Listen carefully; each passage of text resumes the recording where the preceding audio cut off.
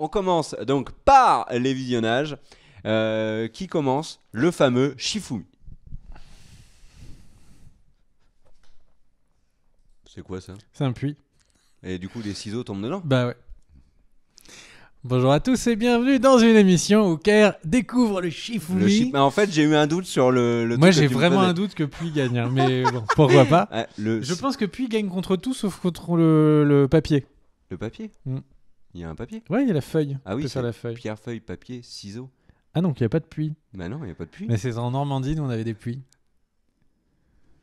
Bon, on va dire Bon, j'ai gagné. On va dire j'ai joué au gagné. T'as Normand. triché, je commence. Bah non, Bon, on vas-y, a joué à la commence. Normande. Vas-y, commence ton premier visionnage. Et donc mon premier visionnage c'est Solo. On va en parler donc en deuxième partie d'émission. Donc je t'en prie, commence ton visionnage. Ah, alors moi, mon premier visionnage, tu peux mettre la petite fiche là, IMDb, c'est la série The Terror qui est sortie. J'en parle parce qu'il y a des gens qui sont là pour regarder. Ker ne veut pas juste taper sur le clavier qui est là. Il dit à chaque Mais fois c'est un s'il peu te plaît. compliqué, puis c'est ça fait un compliqué. travail d'équipe, c'est beau tout ça. Bah tu feras les The miennes, alors. Terror, c'est une, si tu veux, c'est une série qui a été produite par AMC, qui est sortie en France sur Amazon Prime.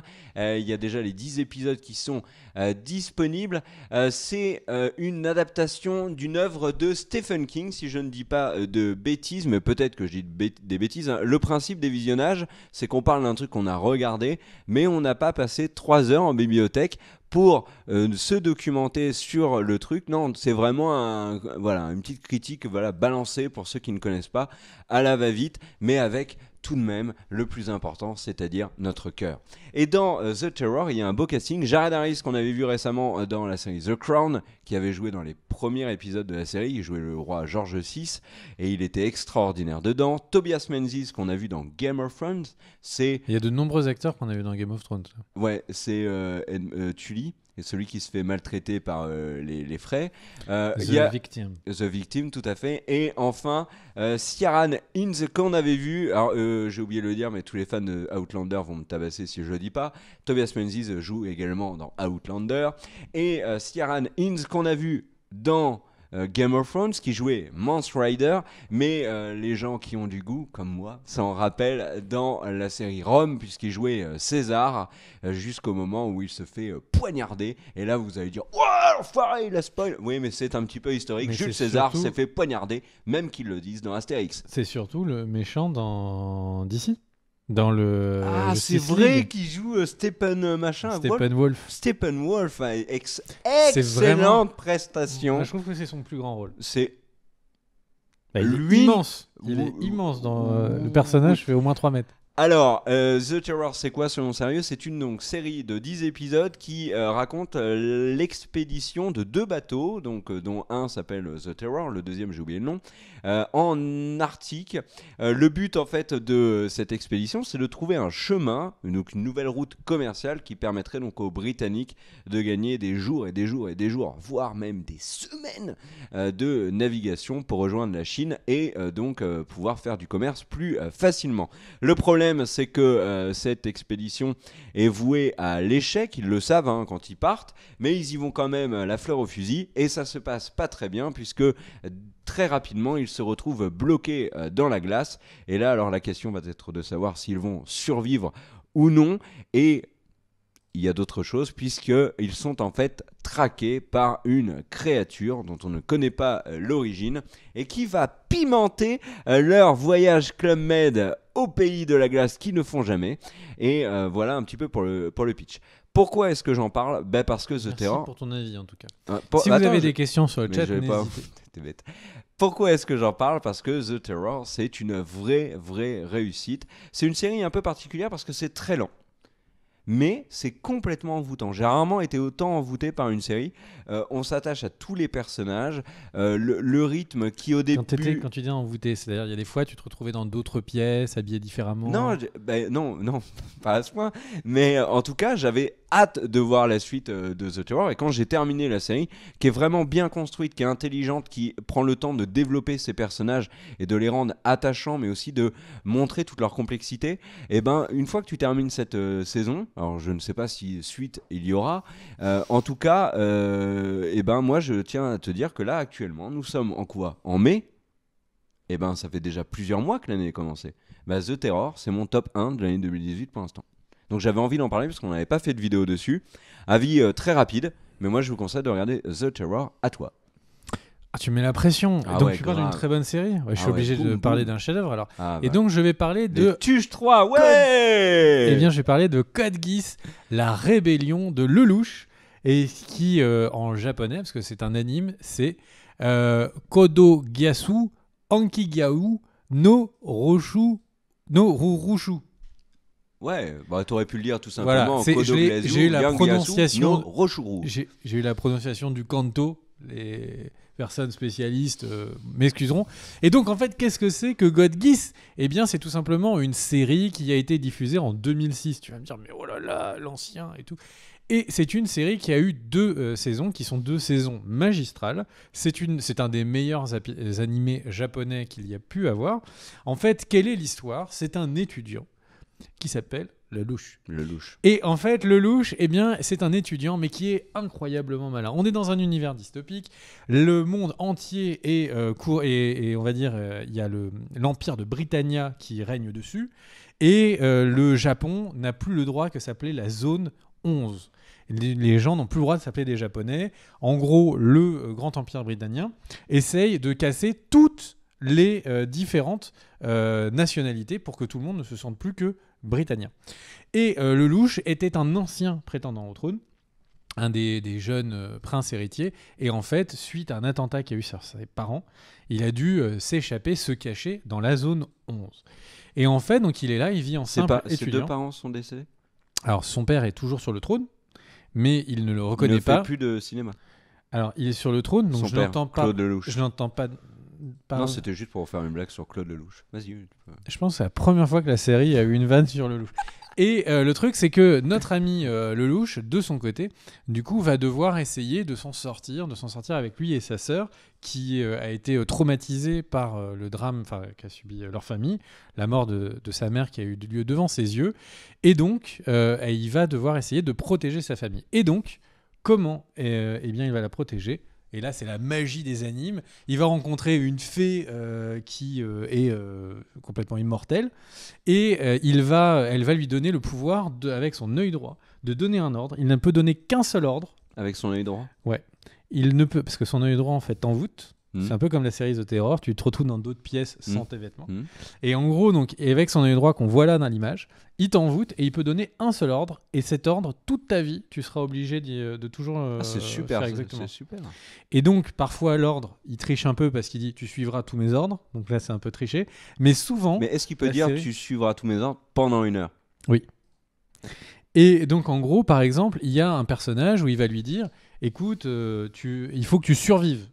Et en fait, parfois, ça va contredire ses propres plans parce qu'il va vouloir le tuer. Mais comme l'autre a l'ordre de devoir toujours survivre, il va toujours réussir. Et donc, l'anime est particulièrement intelligent. C'est tout le temps réfléchi comme des parties d'échecs où, en gros, il donne un ordre qui va en déclencher un autre, qui va en déclencher un autre. Et son but à Lelouch, c'est d'essayer de refaire tomber l'Empire britannique et donc de créer une insurrection, une rébellion dans la zone 11. Et tout ça, c'est extrêmement bien animé. On est en 2006, on est en 2007. La saison 2 est passée un petit peu après, je crois, 2008. Et en fait, c'est avant ces animations en 3D que tout le monde n'aime pas forcément. Donc, une animation excellente, un scénario excellent, des voix japonaises qui sont particulièrement bien, enfin des acteurs qui jouent particulièrement bien les rôles. Et donc, j'ai trouvé ça vraiment très chouette. Et là, depuis peu, il y a la saison 3 qui est apparue. Et la saison 1 et la saison 2 se suffisaient complètement à elles seules. Il y avait une vraie fin, et donc je ne comprenais pas pourquoi il y avait une saison 3. Alors, je précise juste aux gens, je ne suis pas en train de vérifier la couleur de son caleçon. Parce qu'il est bien plus haut, en fait. Je manipule juste. Et sur le le truc, c'est que, donc en fait, pourquoi avoir une saison 3 ? Eh bien, c'est la grande question qu'après avoir vu la moitié de la saison 3, je me pose toujours. C'est des personnages différents, un univers différent, et il y a un truc qui me perturbe énormément. Tu vas me dire si ça te perturbe. Vas-y. L'Empire britannique, Oui. d'accord, qui est composé de la Russie, de la Pologne, de l'Allemagne, Et pas l'Angleterre. affronte l'Empire d'Europa, qui est composé de l'Angleterre, de la France et de l'Espagne. Bah, c'est juste un traducteur cocaïnomane, c'est tout. Cherche pas plus loin. Et du coup, ça me Parfois, perturbe c'est là, énormément juste devant toi. Ouais. que l'Empire de Bretagne affronte la France et l'Angleterre. Mais bon, à part ça, donc en gros, la saison 3, c'est vraiment une commande parce que la série a eu un énorme succès. Je vous la déconseille, mais par contre, regardez la saison 1, regardez la saison 2. Elles sont toutes excellentes. Tu me l'avais déjà conseillé. C'est peut-être pas Full Metal Alchemist, mais c'est vraiment pas loin. Une vraie crème dans le top 10 des animes depuis le début de l'histoire des animes. J'ai pas peur de le dire. Alors moi, je vais faire 2 visionnages en un extrêmement rapide parce qu'en fait, je suis embêté. Je n'ai pas envie de vous raconter l'histoire de ces deux. Tu vas faire Arrowverse Supergirl ? Non, pas du tout, tu vas voir. Je n'ai pas envie de vous raconter l'histoire parce que moi, je ne connaissais pas du tout l'histoire avant de me lancer dans ces 2 productions et ça a été de fait une très bonne surprise. La première, c'est une série qui s'appelle Killing Eve, qui est diffusée sur BBC America, c'est diffusé actuellement. C'est une première saison de 8 épisodes et c'est une série qui a dans le rôle titre l'actrice Sandra Oh, qui était une des actrices principales de la série Grey's Anatomy, mais qui est que aussi... Kerr arrive à placer dans tous les lives. Oui, dans tous les lives. Mais de cette semaine. Mais clairement, mais de toute façon, mais aucun problème là-dessus. Et Sandra Oh, c'est une des muses du cinéma indépendant américain. Et depuis son départ sur Grey's Anatomy, elle a fait des petits trucs donc indés. Et là, elle s'est attaquée à une série. Une muse du cinéma. Ah non, si, elle a fait 5 films. Bah ouais, mais dans le monde de l'indé, c'est Neymar la meuf. Sauf qu'elle fait pas de caprice, tu vois. C'est tout. C'est la seule différence avec Neymar. Et là, boum, il y a tous les supporters parisiens qui m'insultent. Je ne répondrai pas sur du foot. Mais j'aurais pu prendre Rabiot aussi. Hein. Bref, Sandra Oh donc, est l'héroïne de cette série. Alors, je vous dis très rapidement ce que moi je savais quand j'ai regardé la série. C'est une enquêtrice où elle travaille dans un service policier anglais. Je ne vais pas enquêtrice. Ouais, enquêtrice. Je ne vous précise pas quoi. Et en fait, elle a l'idée qu'il y a en fait en Europe une tueuse à gages extrêmement efficace que personne n'a jamais grillée et même que personne, ou presque, n'imagine l'existence. Cette tueuse à gages, on la suit toute la série, elle s'appelle Villanelle, c'est le nom d'un parfum. Elle est incarnée par une actrice qui s'appelle Jodie Comer, que je ne connaissais pas et qui est incroyable dans cette série. Et donc en fait, Sandra Oh et Jodie Comer vont s'opposer, chacun donc dans leur coin. Donc d'un côté l'enquête et de l'autre pour attraper la tueuse. Et de l'autre la tueuse qui fait son taf mais qui en même temps essaye de ne pas se faire attraper. Franchement, la série pour l'instant c'est juste excellent, c'est une crème, c'est hyper bien écrit, c'est très bien interprété, c'est prenant. Il y a aussi une légèreté qui est la bienvenue. Donc Killing Eve, c'est top. Mon deuxième visionnage, je vais faire encore plus vite parce que là cette fois je savais même pas du tout de quoi ça parlait. C'est Red Sparrow, c'est un film de Francis Lawrence, pas Martin Lawrence, c'est pas le même. Francis Lawrence, le mec qui a pondu Je suis une légende et également les Hunger Games. Il retrouve Jennifer Lawrence, également Joel Edgerton dans le film. C'est un thriller qui se déroule en Europe et aussi beaucoup en Russie, où on suit en fait les premiers pas dans les services secrets d'une ancienne danseuse qui est interprétée par Jennifer Lawrence et qui rentre en contact avec un agent secret américain. Je ne vous en dirai pas plus parce que je n'en savais pas plus, mais je trouve que Red Sparrow est une très agréable surprise. Le film est long, 2h20. Je me suis dit, oh mon Dieu, je vais m'ennuyer à mourir, malgré la présence de Jennifer ou Gillo pour les intimes. Et c'est vrai, Gillo, avant, c'était quand on était jeune. Gillo, c'était Jennifer Lopez. Et ben maintenant, Gillo, c'est Jennifer Lawrence. Belle anecdote. Voilà. Et peut-être qu'un jour, ça sera Jean Laurent qu'on appellera Gillo. Peut-être. Il y aura peut-être un Jean Laurent célèbre. T'en sais rien. Je ne sais même pas où tu vas. Bah, moi non plus. Et donc c'est un thriller qui est, je trouve, très bien construit et qui vous prend vraiment du début à la fin avec des phases d'une violence vraiment très crue. Si vous imaginez Red Sparrow comme un espèce de rejeton d'Atomic Blonde ou de John Wick, vous allez vraiment être déçu parce que c'est pas du tout ça. C'est vraiment un thriller bien conçu qui n'est pas exempt de défauts mais qui m'a fait passer un très bon moment. Donc voilà, je voulais parler de Red Sparrow. À toi. Alors moi je vais répondre au chat parce qu'il y a des gens qui disent sur quelle plateforme on peut regarder Code Geass saison 3. Et ben moi je l'ai regardé de manière légale sur la plateforme ADN et je trouve ça pas mal quand il y a des bonnes plateformes légales qui ont plein d'animes de pouvoir en parler. Alors moi je l'ai regardé il y a 1 an, mais j'ai pas eu le temps de terminer. Je l'avais regardé sur Netflix. Je sais pas si ça y est encore, mais en tout cas c'était sur Netflix. Et j'ai dit une bêtise tout à l'heure. Ça n'est pas Stephen King qui a pondu The Terror, c'est Dan Simon. Je remercie le chat de m'avoir repris, de m'avoir corrigé avec toute la tendresse qui est la vôtre. Les insultes n'étaient pas obligatoires. La fessée sèche mais ferme. Oui. Non, il n'y avait pas eu d'insulte, je rigole. On remercie Saperlipopette pour son don extraordinaire sur le chat. Il y a donc de parle-nous de- nombreux films dont j'ai envie de parler. Je vais vous en parler de 2 particulièrement. Le premier, c'est Molly's Game, en français Le Grand Jeu. Et c'est un film qui est écrit et réalisé par Aaron Dieu Sorkin, celui qui a fait une petite série, Alias le prophète. qui a fait une petite série que nous appelions The à la West Maison- à la The Maison West Blanche. Wing. Et il en a fait d'autres, dont l'excellente The Newsroom. Exactement. Et donc en fait, Aaron Sorkin, que vous connaissez peut-être pour avoir écrit le film Social Network, en fait, il a réalisé son premier film. Ça porte sur l'histoire d'une ancienne, potentielle championne de ski de boss, qui, alors c'est soi-disant sur une histoire réelle, comme j'ai pas vérifié, je vais vous dire soi-disant. Et le truc, c'est qu'elle va en fait se mettre à organiser des parties de poker clandestins, à la limite du légal, et en fait, il va y avoir un procès sur elle. Bon, l'histoire à la base ne peut paraître pas extrêmement aguichante, mais c'est une histoire qui est avec Jessica Chastain dans le premier rôle. J'ai découvert que Jessica Chastain savait jouer un rôle, c'est un truc incroyable.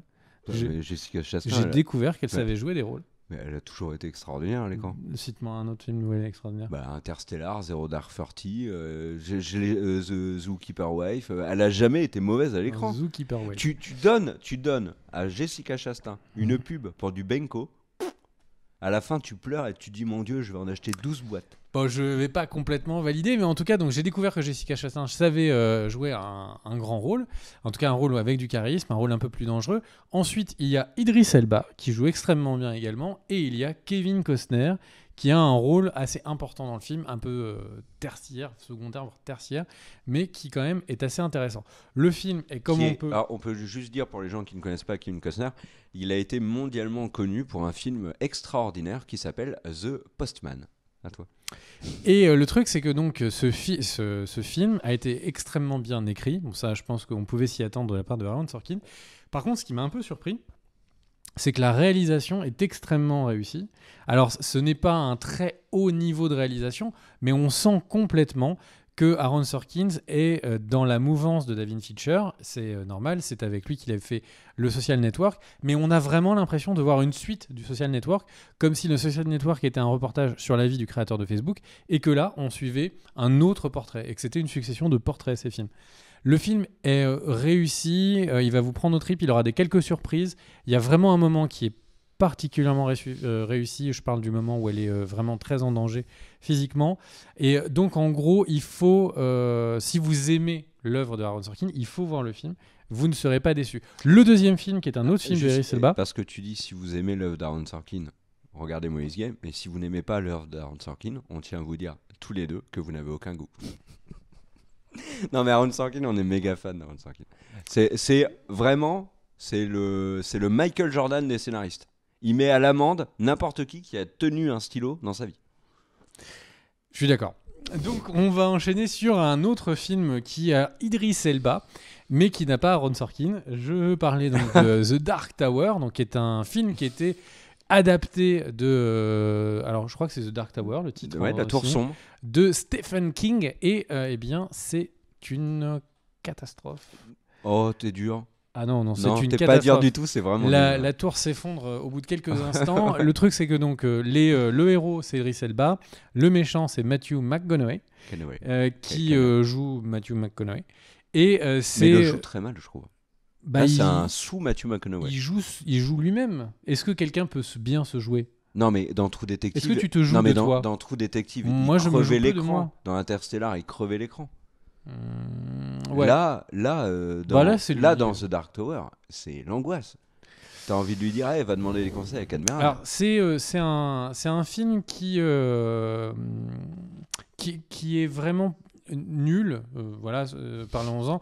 Le truc, c'est que le livre, alors je l'ai pas lu, mais tout le monde dit le livre, c'est incroyable. Il y a des histoires à plus savoir qu'en faire. Il y a une vraie complexité, un univers et tout. Le film, je crois qu'il dure 1h30. Ouais, 1h33. Donc il dure vraiment rien du tout. Quand t'as vu qu'il durait 1h33, tu t'es dit quoi? Je me suis dit, c'est peut-être l'introduction de la trilogie. Moi, je me suis dit, mais c'est incroyable. Alors, c'était, pour ceux qui ne savent pas, The Dark Tower était un des gros films de l'été dernier. Et c'était un des films, comme tu le disais, les plus casse-gueule possible parce que adaptation impossible. Et le truc, il sort avec une promo limite et 1h30 de film, quoi. Ouais, on sent que le film a été un peu haché à la machette en fait en post-production, je pense. Le film a des effets spéciaux qui se tiennent sans être incroyables, mais le vrai problème, c'est que le scénario est complètement bancal. C'est encore toujours à peu près... On est sur les thématiques de Stephen King, avec des monstres qui sont sous la peau d'humains, on est avec des enfants qui sont enlevés. Bon, on est vraiment sur du classique. Mais alors là où ça va pas du tout, c'est qu'en fait, ils essayent de nous amener sur une histoire où donc en fait Idris Elba est le gunslinger, alors je sais même pas comment dire en français, le pistolero. Ouais, c'est vrai. En français, on dirait Ouais, je crois pistolero qu'il s'appelle le en pistolero. espagnol. Non, mais son nom, c'est le pistolero. Et donc le pistolero, mais avec un E sans doute, parce que c'est le pistolero En français, français. ça serait l'utilisateur d'armes à feu avec un droit, une validation en gendarmerie et un coffre-fort dans la maison. Et donc le pistolero, le gunslinger, en fait, nous amène à une histoire où en gros il est censé ne jamais louper quand il tire. Et on a vraiment très concrètement un film qui essaye de partir sur un espèce de western spaghetti, mais vraiment tout pourri parce que ça fait longtemps que j'ai pas vu des westerns. Il y a une logique un peu bizarre où on donne des armes à des enfants en disant regarde, tu vas voir les armes, ça va te donner le pouvoir et tout. Ok, pourquoi pas, calme-toi, on n'est pas vraiment dans la même logique en Europe qu'aux États-Unis. Bref, un film qui est agressivement nul parce que c'est le moment où la nullité peut avoir des effets négatifs. Voilà. Après, peut-être qu'il peut, le DVD ou le Blu-ray peut caler un petit coin de table, je ne sais pas. En tout cas, c'est typiquement le genre de film qui termine à 1€ si vous achetez un menu XL au McDo. Ah oui, c'est pas faux ça. Non, mais clairement. Hein. Ouais, s'il ne vous l'offre pas. On salue Daniel qui est sur le chat. On a terminé avec les visionnages. Ceux qui nous regardaient en VOD, on vous remercie d'avoir regardé cette vidéo qui était enregistrée en live et en public. Et je vais juste caler un petit mot pour dire que si vous ne regardez pas, ou si vous ne regardez plus ma Hero Academia, regardez la saison 3, elle est excellente. Vas-y. Et voilà, c'est tout. Merci à tous d'avoir regardé cette vidéo. On vous dit à très bientôt. Et nous, en live, on va passer au dossier.